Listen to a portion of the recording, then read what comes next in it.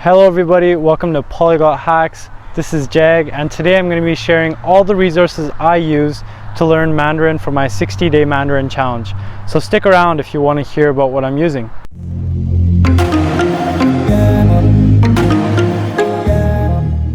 So earlier on, I made a video about how long it takes to become fluent in a language, and I explained how it's really important to have the right tools to become fluent in a language. If you don't have the right tools, it's going to be extremely hard to reach your goals. So therefore, I think this video is really important because I'm going to be explaining how and why I picked these resources and why they're a good resource. So let's get to it. So the first and main resource that I'm using to learn Mandarin is Integrated Chinese Level 1 Part 1. And this book is so complete. It's got grammar, it has vocabulary, and it's got stuff about culture as well.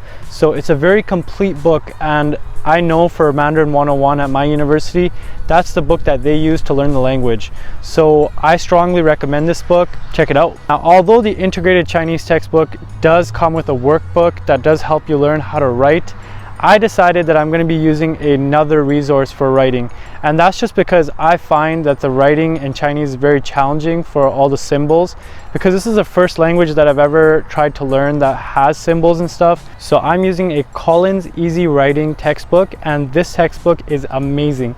It takes you step by step, even with the stroke order that you need in Chinese, because you can't just write any way. You have to go from left to right and top to bottom, and there's many rules, and if you don't follow these rules, your letters just won't come out right. But it's a great textbook, and it walks you right through. There's clear directions, there's so many tips, and you learn some more about culture and the language and how it's developed, and it's just an amazing textbook for writing. Alright, so those are the two textbooks that I'm currently using. So that's Integrated Chinese, and that's the Collins Easy Learning textbook that's helping me to learn how to write. Now let's get into the three main apps that I use to learn Mandarin right now. Alright, so the first app that I want to talk to you about is called Pinyin Trainer. Now this app really helps to improve your listening skills, and that's really important because if you can't understand someone, you're not going to be able to respond to them, and if you can't respond to them, well, you won't be able to have a conversation with them. So what's the point of learning a language? Anyhow, this is a great app because it'll give you a set of pinyin syllables with tones, and you'll have to identify using multiple choice what the app is telling you. So make sure you add Pinyin Trainer to your list of resources that you're using to learn Mandarin. The second and very important app that I use is called Train Chinese. Train Chinese is very useful. It's got a complete dictionary, so if you search a word in Pinyin, it'll also show you the word in English and the characters. If you search a word in English, it'll also give you the Mandarin word and the characters. It also has anime for stroke order, so it'll show you where you need to start and where you need to end in order to write a Chinese letter or symbol. And it's just a very complete app. You can also click on the words and you'll be able to listen to the pronunciation for the pinyin, which is very helpful, considering when you're first starting up, sometimes you're not certain about how the pronunciation is said in the language, so it's really helpful. Now the third app that I'm currently using to learn Mandarin is called AllsetPinyin. Now there's a lot of apps out there that teach you how to learn pinyin, but a lot of them don't include the tones, and tones are so important because tones are in every single word.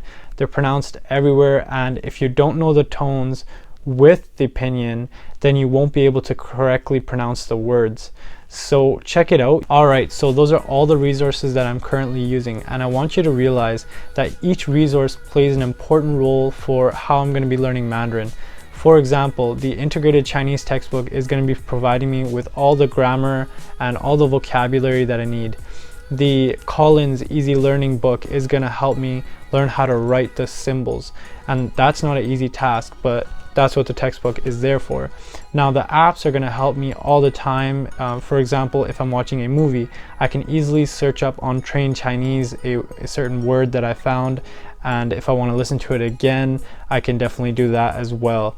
And the rest of the apps, such as AllsetPinyin and Pinyin Trainer, those help me a lot to try to perfect my pronunciation, because if no one can understand you, what's the point of being able to speak a language? You won't be able to communicate with someone. Alright, so that was all the resources that I currently use to learn Mandarin. I hope you enjoyed the video. I hope you learned something new, and support the channel. Please subscribe, comment, share. Holla back at your boy.